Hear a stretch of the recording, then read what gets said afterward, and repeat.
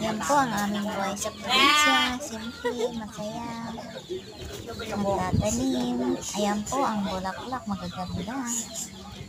At ayan, tanim-tanim lang.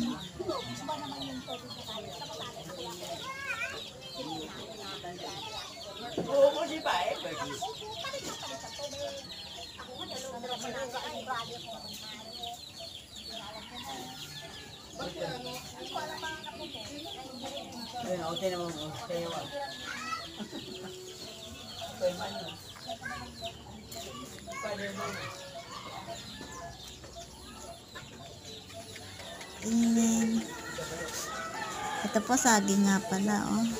Libre na po yan, hindi na kailangan bilhin. At ito po ay tanim na mais ng aking kapatid.